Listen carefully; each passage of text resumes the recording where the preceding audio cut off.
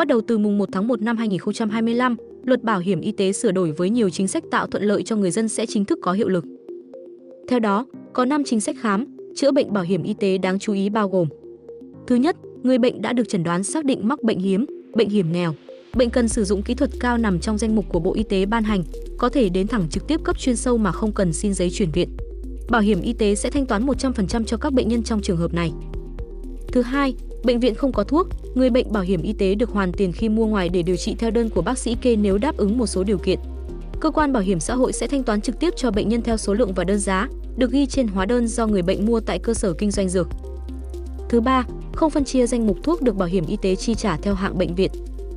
Thứ tư, bảo hiểm y tế sẽ thanh toán thuốc đối với trường hợp người tham gia bảo hiểm y tế được quản lý các bệnh mãn tính tại trạm y tế xã.